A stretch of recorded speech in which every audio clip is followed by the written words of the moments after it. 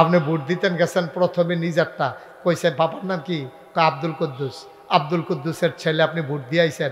এর পরের বার ভোট দিতেন গেছেন জাল ভোট, জিজ্ঞেসে বাপের নাম কি? কয় আলমগীর। আপনার বাপের নাম কুদ্দুস, কইলেন যেন আলমগীর। বাপের নিজের বাপের নাম নিজে বদলাই লইলেন। আপনি কি হেবাটার ফুট আসেননি? আপনি ঠিক কিনা কও? তোমার বাপ তুল্লা গালি দিলে তোমার কলজাত লাগে, আর তুমি যে নিজের বাপের নাম নিজে বদলাইলা 5 জন এজেন্টের সামনে, ফুলিং প্রিজাইডিং অফিসারের সামনে, আনসারে বেড়াইয়া দরজা খুলে হুন্ডালাইছে না? ঠিক কিনা কও? ওই যে উনি চেয়ারম্যান সাহেবের কাছে খবর আছে, কালকে একজনে বলে কইছে ৭৬টা দিছে, অর্থাৎ ওনার আব্বা হইল ৭৬ জন। এটাকে হাসির কি হইল? নাহলে বাপের নাম জিজ্ঞাসা না বারবার, যতবার জিজ্ঞাসা বদলাইয়া বদলাইয়া কইছে না। হে এটা কি যেমন তেমন মনে করছে? হেতে কি যেমন তেমন ফুট নাকি ৭৬ জন আব্বার ফুট? এমনি কাপড়টা উদাম করে সিহন জিগলে দিয়ে ফাতফাত ফাতফাত করে খিসন যাইতো তারে। ঠিক কিনা কও? আমানতের খেয়ানত। এমপি হইলে আরেকবার হইব, মন্ত্রী হইলে আরেকবার হইব, চেয়ারম্যান হইলে আরেকবার হইব। তুমি তোমার বাহার নাম বদলাইয়া ভোট দেওয়ার জন্য তোমার কে দিছে অধিকার? ঠিক কিনা বলো? তুমি আমানতের খেয়ানত করেছ। তুমি নিজের নাম বাপের নাম বদলাইছো। তুমি কত বড় নিমক খারাপ। তোমার জন্মের ব্যাপারে তুমি প্রশ্ন সৃষ্টি করছো, কেউ সৃষ্টি করে নাই। তোমারটা তুমি সৃষ্টি করছো। অহন যদি কেউ জিগায়, ও তুমি যে 2 বার 2 বাপের নাম কইলা, আসলে কার? এটা জিগাইলে কি তা কইবেন আপনি? আসলে তুমি কার ফুট? এটা জিজ্ঞেস করলে কি অন্যায় হবে? তুমি নিজের মুখে 2 জনের 2 বার 2 বাপের নাম কইছো, নিজেই তো কইছো। তুমি কেউ কয় নাই তো তোমারে। আমরা এলাকার ভাটোরার মহিলারা বোধহয় কইতে আছে, 10 সে আজ বেড়াইতে বেরিয়ে বালা এ বেরি জামের নাম বদলাইয়া ভোট দিয়েছে না।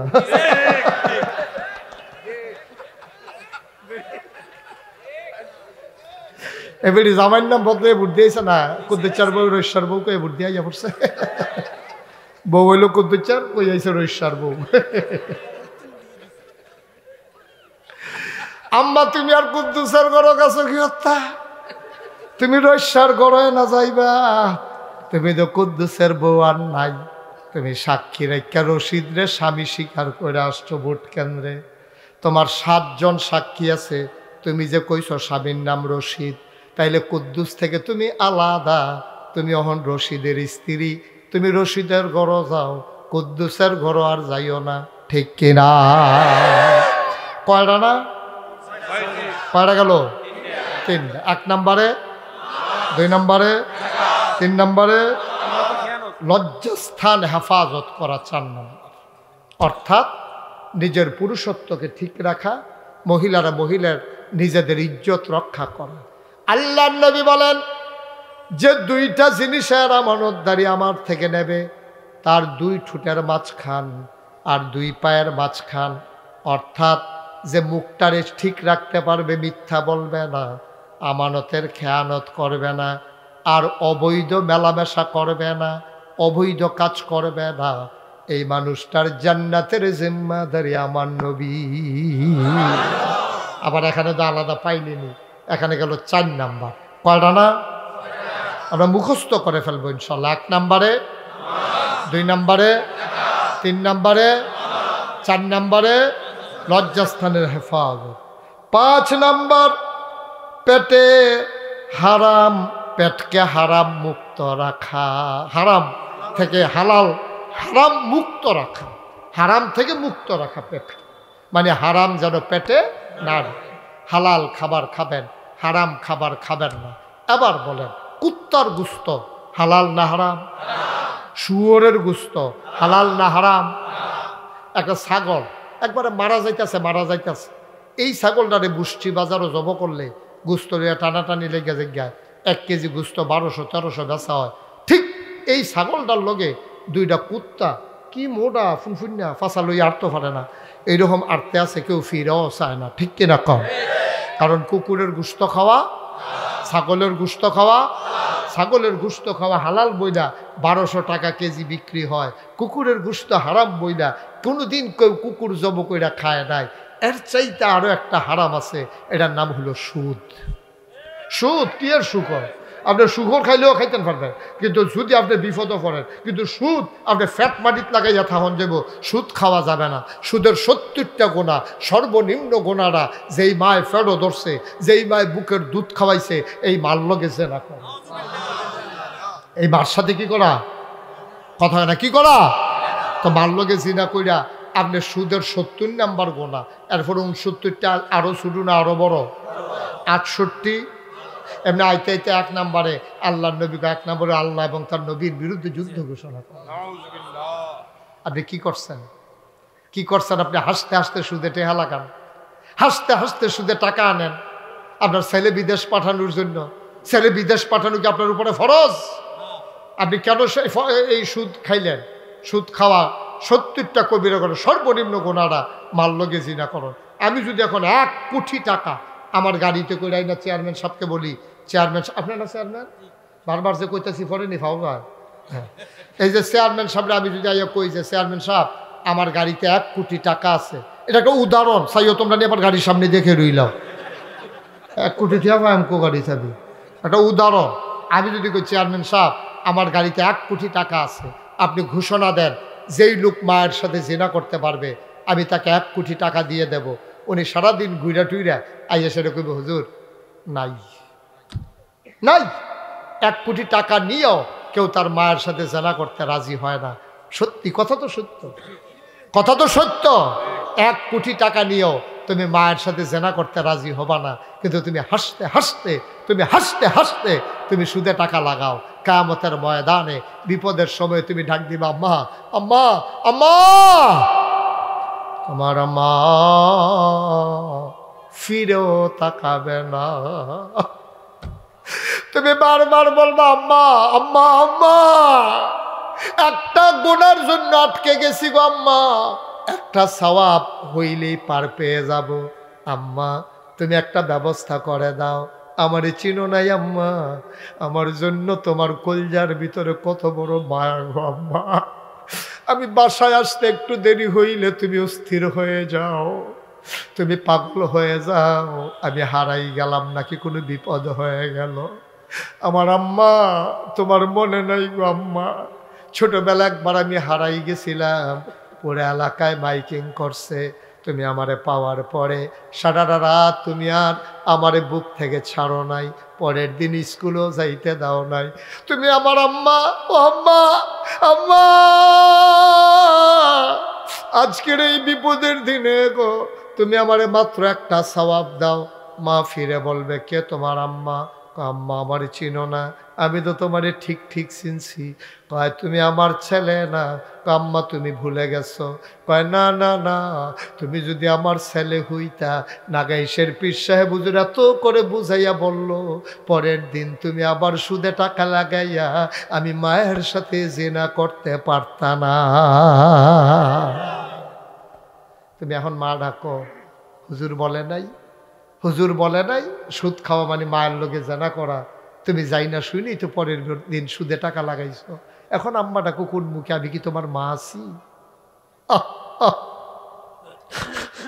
ঘটনার মুসলমান মুশতাক ফৈজি যদি কোনোদিন তোমাদের কাছে না আসে, যদি কোনোদিন আর তোমাদেরকে না ডাকে, মনে রাখবা আমি এসেছিলাম, মনে রাখবা কথা কয়টা বলে গেলাম, আমল কইরা চইল। 6 নম্বরে যে জিনিসটা, ওটা হলো জবানের হেফাজত। কথায় কথায় মানুষকে গালাগালি করা যাবে না, জবানের কথা দিয়া কাউকে কষ্ট দেওয়া যাবে না। এই জবান দিয়েছেন আল্লাহ, এই জবান আল্লাহ ছাড়া আর কারো পথে ব্যবহার করা যাবে না, ঠিক কিনা? এই জবান দিয়ে যদি স্লোগান দিতে হয়, স্লোগান হবে আমার আল্লাহর পক্ষে, ঠিক কিনা? জবান দিয়ে যদি স্লোগান দিতে হয়, কোনো নেতার নামে স্লোগান হবে না, কোনো মানুষের নামে, কোনো পীরের নামে না, স্লোগান হবে আমার আল্লাহর নামে, নাইলে নবীর নামে, ঠিক কিনা?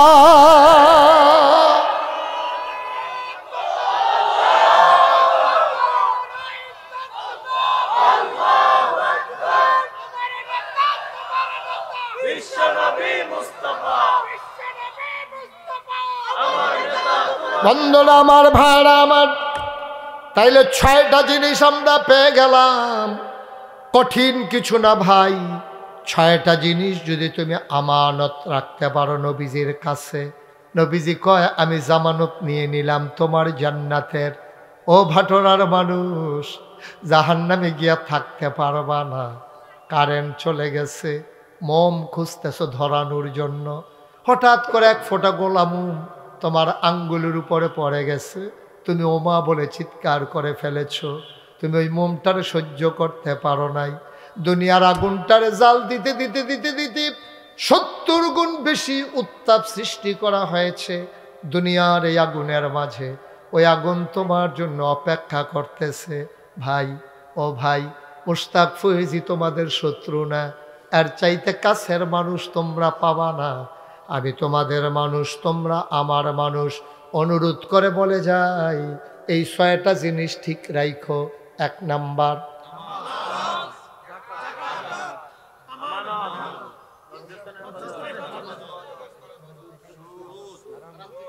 জবান থেকে হেফাজত, হারাম খাবার থেকে। সুদ না, শুধু সুদ না, সুদ ছাড়া আর হারাম আছে। মানুষের সম্পদ চুরিকরণ। হগিন্নি বেডির লিগে বিস্কুট হয়েছে, হগিন্নি বেডির লিগে বিস্কুট হয়েছে। এই বিস্কুট আমরা নেতারা খাইয়া বইয়া রয়েছে। ঠিক কিনা কও? হালাল না হারাম? যা পায় তা খায়, যা পায় তা খায়। কি যে শুরু করছে, আর শুরু করছে না, কি যে শুরু করছে। আল্লাহ বাঁচাইছে, না হইলে তোমরা এবারে খালি মানুষ জব করে খাওয়ানোর বাহি আছে। ঠিক কিনা খাও? মানুষ জব করে নাচছে, নৃত্য করছে, আনন্দ করছে, কিন্তু মানুষের গোশত খাওয়ার ইতিহাস হয় নাই। কিন্তু যা নমুনা হয়েছিল, মানুষের রক্ত চোষা মানুষে পরিণত হয়ে গিয়েছিল। ঠিক কিনা বল? হারাম, হারাম। কয় টাকা লাগে একজন মানুষ বাঁচতে? কয় টাকা লাগে চলতে? কয় টাকা লাগে?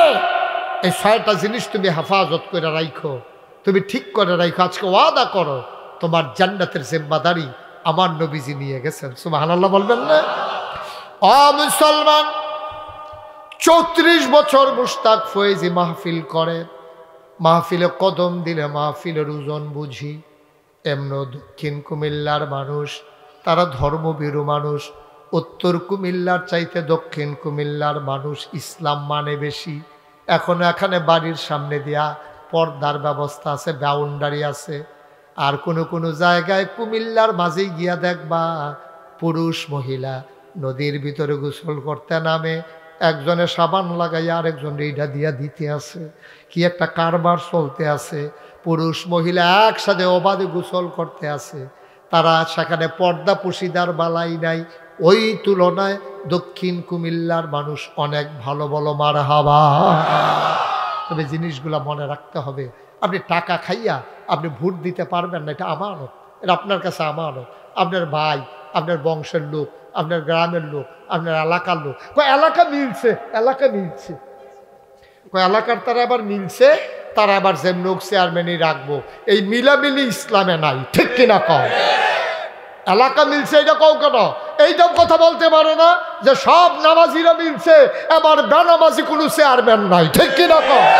এটা তো মুহে দিয়া যায় না, এটা মুহে দিয়া যায় না যে আবার সব নামাজি মিলছে রে, সব দাড়িওয়ালা মিলছে, সব টুপিওয়ালা মিলছে, সব পাঞ্জাবিওয়ালা মিলছে, সব ডাক্তার পরহেজগার মানুষ মিলছে। এবার সিটার বাটপাড়ার চেয়ারম্যান হওয়া যাবে না, এবার নামাজি মানুষ চেয়ারম্যান হবে। ঠিক কিনা কও? এই একতা তো আপনার ভিতরে হয় না। আপনার ভিতরে একতা হয় এলাকার, একতা হয় গ্রামের, একতা হয় দলের, এলাকা হয় ফালা না। এটা আব্বা, এটা ইসলাম সমর্থন করে না। একতা করবেন আল্লাহওয়ালা মানুষেরা মিলেমিশে, সব আল্লাহওয়ালার আমরা মিলে গেলাম। দেখি বেনামাজি চেয়ারম্যান কেমনে হয়, এটা আবার দেখা দিতে আসছি। ঠিক কিনা কও? ছেলেরা তো সেই উদ্যোগ শুরুই করেছে। আমি তো প্রাউড ফিল করছি, আমি গর্ববোধ করছি।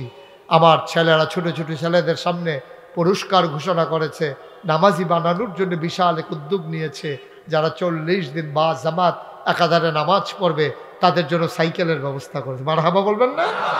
বিশাল এক উদ্যোগ, বিশাল এক উদ্যোগ, এটা বিরাট ব্যাপার, বিরাট ব্যাপার। এটাই এই এলাকার উপরে রহমত বরকতের জন্য আমি মনে করি এটা অন্যতম একটা কারণ হতে পারে। ঠিক কিনা কম?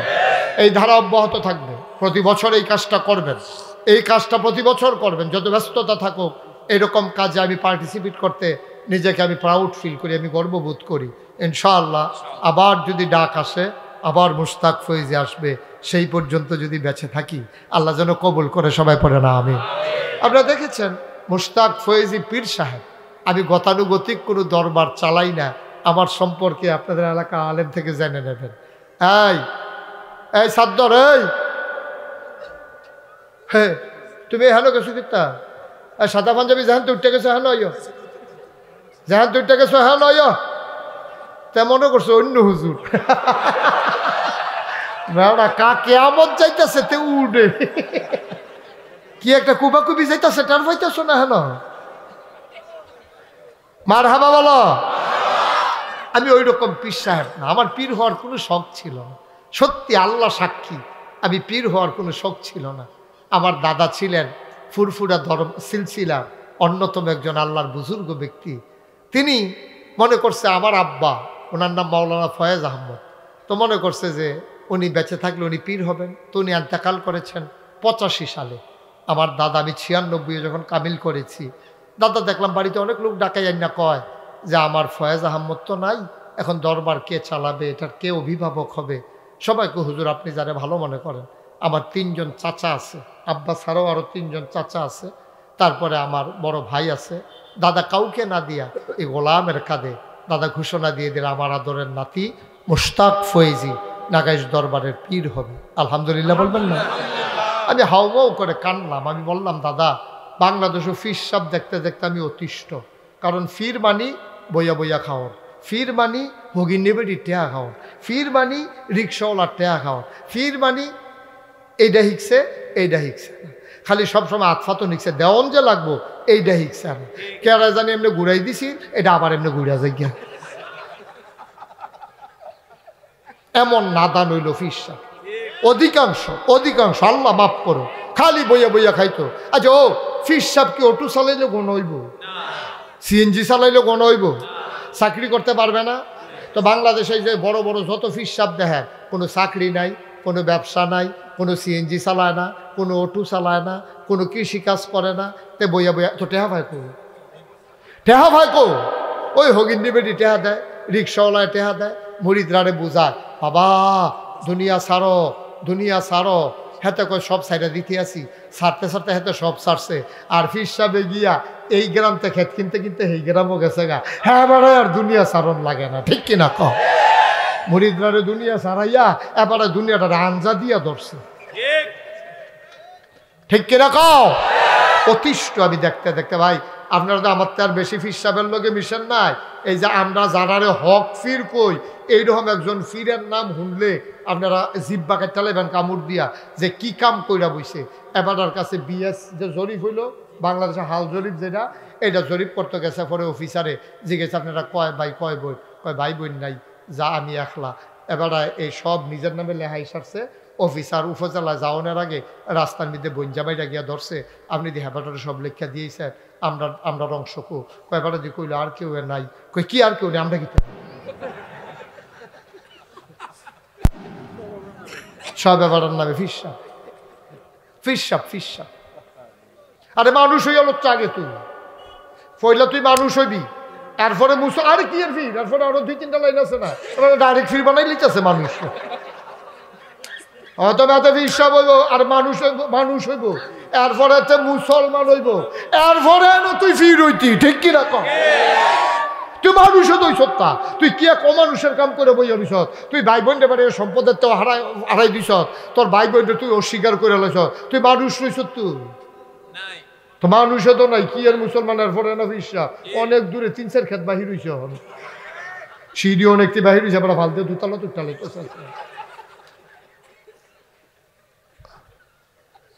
আমার যখন দাদা কইল তুমি ফিরসাপ বইবা, আমি বললাম দাদা আমি তো ওই ফিরসাপ বইতাম চাই না। কয় কি চাও? আমি এই দরবার হবে দিনের মারকাজ, এখানে কামাইয়ের কোনো রাস্তা থাকবে না, দেওয়ান যাইব নেওয়ানের কোনো লাইন নাই, আমি তো ওই রকমই চাই।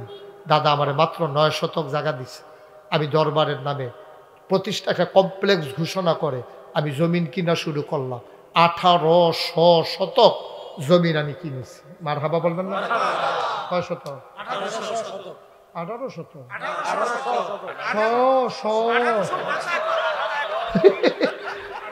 ঠিক আছে বুঝছি 1800 শতক।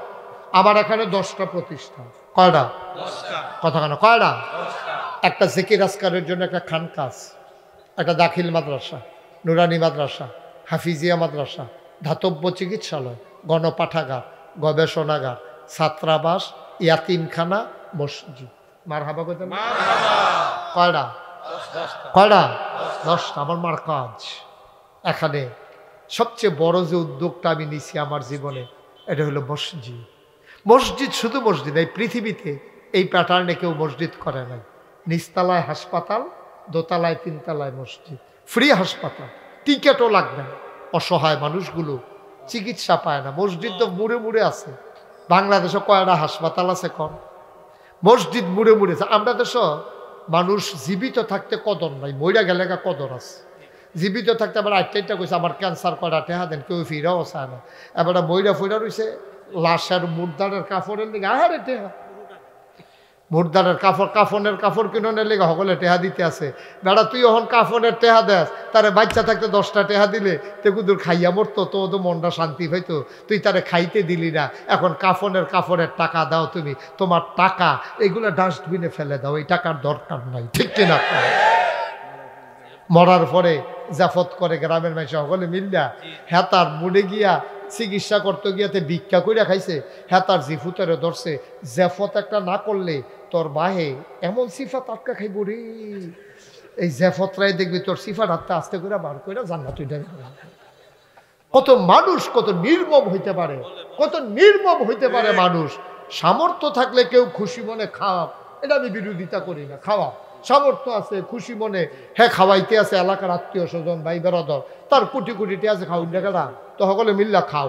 এটার কোনো তার যার সামর্থ্য নেই, এতিম বাচ্চা কাচ্চাগুলা চিকিৎসা করাইতে পারে নাই, এই মানুষের গ্রামের সাহেব সর্দার মিটিং কইরা এটাদের উপরে ফোজা সাফাই দিছে।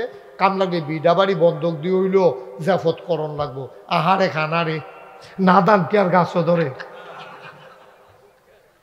কত বড় নাদান হইলে মানুষ এইরকম করতে পারে। আমি এই তখন এই জমিনগুলা কিনে 10টা প্রতিষ্ঠান করলাম। আমার মসজিদ একটা টিনের ঘর ছিল। আমি চিন্তা করলাম অসহায় মানুষের আমি মুশতাক ফয়েজি আবার আসবো না, যা করে যেতে পারলাম তাই লাভ, জাতি উপকৃত হবে, সেই নিয়তে আমি মসজিদের কাজে হাত দিলাম। ইঞ্জিনিয়াররা যখন ড্রয়িং করে আসলো দেখলাম বিশাল বড় একটা ড্রয়িং। আমি বললাম এটা কত বড়? কয় হুজুর এই মসজিদে নামাজ পড়তে পারবে একসাথে 6000 লোক। কয় হাজার? আমার হাসপাতাল হইল 19,800 সামথিং, প্রায় 20,000 স্কোয়ার ফিট আমার হাসপাতাল। মার হাবা বলবেন না? ফ্রি হাসপাতাল। আমি কাজ চলতেছে, একতলার ছাদ হয়ে গেছে, দোতলার কাজ চলতেছে, ইমিডিয়েটলি ছাদ হবে। 35 টন শুধু রড লাগে, 1500 বস্তা সিমেন্ট লাগে ছাদরা দিতে। আমার বিশাল উদ্যোগ, বিশাল কাজ, 30 কোটি টাকার প্রজেক্ট। কত কোটি? কথা কথা কয় কোটি? 30 কোটি। আমারে যখন বললো আমি খুব ভয় পাইছি, এত বড় মসজিদ আমি করবো কেমনে? তখন একটা নিয়ত করলাম, আল্লাহ 33 বছর হয়েছে মাহফিল করি, এই বছর 34। আল্লাহ জীবনে অনেক টাকা লাড়াচাড়া করছি, 1 বছরে মাহফিল করে যত টাকা হাদিয়া পাই পুরো 1 বছরের হাদিয়া আমার মসজিদ আমি দান করে দেবো ইনশাআল্লাহ। আমি 1 বছরে 25 লক্ষ টাকা একসাথে জমাইয়া মসজিদে দিয়া তারপরে কাজ শুরু করছি। মার হাবা বলবেন না? এই পর্যন্ত 4 কোটি 75 লক্ষ টাকা আজকে পর্যন্ত খরচ হয়ে গেছে। 1 টাকাও ঋণ নাই। আমার কাছে কিছু সম্পদ আরও জমা আছে, রড আছে, পাথর আছে, সুরকি আছে, সিমেন্টও কিছু আছে। কাজ চলতেছে, চলমান। আল্লাহ যেন কবুল করে সবাই করা হবে। আমি প্রত্যেক দিন মাহফিল থেকে রাইতে 2টা বাজুক, 2:30টা বাজুক, 3টা বাজুক মসজিদের ছাদে গিয়ে উঠি, আল্লাহর লোকে কান দি, আল্লাহ তুমি তো ঘুমাও না, আর আমি ঘুমানোর সময় পাই নাই। আল্লাহ আমার এই মসজিদ, আমার এই মসজিদটা, আমার যত মানুষ চিনে, আমার ছেলেদেরকে তো এত মানুষ চিনে না। আমি যদি আজকে মরে যাই এই মসজিদের কাজ কে শেষ করবে? আল্লাহ তোমার কাছে ভিক্ষা চাই, আমার এই মসজিদটা তুমি কবুল করো। তোমার বন্ধু নবী বলেছেন, মাম্বানা লিল্লাহি মসজিদান বানাল্লাহু লাহু বাইতান ফিল জান্নাহ, যে দুনিয়াতে মসজিদ বানাবে আল্লাহ জান্নাতে তার জন্য ঘর বানাবে। এই বাংলাদেশে, বিদেশে কত মানুষের টাকাই মসজিদে লাগছে। আজকে আমি এই ভাটোরার মানুষগুলোর কাছে আমি আপনাদের কাছে হাত বাড়াইলাম। কোনোদিন মুশতাক ফয়েজি হাত বাড়ায় নাই কোনো মুরিদের কাছে, বইলে একটা টাকা হাদিয়া নিচে কেউ প্রমাণ করতে পারবে না ইনশাআল্লাহ। কিন্তু আমার এই মসজিদ, আমি একজন রিক্সাওয়ালা দেখলো আমি আমার মসজিদের কথা বলি, আল্লাহ যেন কবুল করে, সবাই পড়ে না আমিন। আমার এই মসজিদটা আমার স্বপ্ন। আমি ঘুমাইতে গেলে স্বপ্নে দেখি মসজিদ, খাইতে গেলে আমার চোখের সামনে মসজিদ ভেসে ওঠে। আপনারা যারা এখানে মঞ্চের সামনে আছেন, আল্লাহর ঘর, জান্নাতে ঘর বানানোর জন্য এই মসজিদটাতে, এটা কুমিল্লার একটা অহংকার হবে, গর্ব হবে। এখনই দেশ বিদেশ থেকে মানুষজন দেখার জন্য ছুটে ছুটে চলে আসে। কেউ পারবেন যে হুজুর ইনশাআল্লাহ এত বড় আয়োজনে আপনি 25 লাখ দিয়েছেন, আমি কি 5,000 টাকাও দিতে পারবো না? 1,000 টাকা দেওয়ারও কি সামর্থ্য নাই? আমার এই মসজিদের জন্য, আল্লাহর ঘরের জন্য আমি হাতটা বাড়াইলাম। একটা লোকও দয়া করে খালি যাই আপনি আছেন কেউ? জি মাশাআল্লাহ। ও তো দাওয়াত দিতে গেছিল, আমারে গিয়া 1000 টাকা দিয়ে আসছিল আমারে। মাশাআল্লাহ। কামাল ভাই পাঁচপুকুরিয়া, কামাল ভাই কুমিল্লা শহরের বিশিষ্ট ব্যবসায়ী। তেরম দেইরাতে হাগি রে 8 টাকা নাই? 3000 দিয়েছে। আর এটা মিল করে গেছে। আল্লাহ যেন কবুল করে। আমি তো মনে করছি হেন বেশি বেশি নোট দেখতে, আমি মনে করছি 5000 নিয়ে হেন। হ্যাঁ 5000 ফুরাই দেন, ঠিক আছে। কামাল ভাই দিছে 5000, মার হাবা বলবেন না? আমি 1000, আমি বলছি যে 1000 দিলেও হয়, কেউ যদি 10,000 দিত চায় না আসেনি, আল্লাহ যেন কবুল করে। রকি 1000, মহিউদ্দিন ভাই 1000। ভাই গরিব হবেন না, আল্লাহর ঘর মসজিদে আমারে না, আমার ভাই কি নাম? ভাতিজা মুবারক। এই ভাতিজা মুবারক নাম রাখছেন? মুবারক নাম আপনার ভাতিজা? আমি বলছি ভাতিজানি নাম। লোকমান ভাই মাওলানা সাহেব, উনি 1000 টাকা দিয়েছেন। আমাদের সাবেক চেয়ারম্যান সাহেব, উনি দিয়েছেন 1000 টাকা। মসজিদে দেবেন, আমারে না। কোটি কোটি টাকার বাজেট, 30 কোটি বাজেট নিয়েছি। কত মাশাআল্লাহ। আমার মুরব্বী আরেক ভাই কি নাম? আজকের মাহফিলের সভাপতি, মাশাআল্লাহ, উনি দিচ্ছেন 1000। গরিব হবেন না, মরেও যাবেন না, আল্লাহ ঢাইলা দেবে, নিয়া কুলাইতে পারবেন না ইনশাআল্লাহ। জি আমার জাফর, আমার ভাই, উনি দিয়েছেন 1000। প্রবাসী, প্রবাসী মানে দেশের বাইরে থাকে, ঘরে নাকি রে? ও এমনি বিদেশ, বিদেশ। আমি তো মনে হচ্ছি কুয়াশার ভিতরে নি বাইরে বাইরে ঘুরে।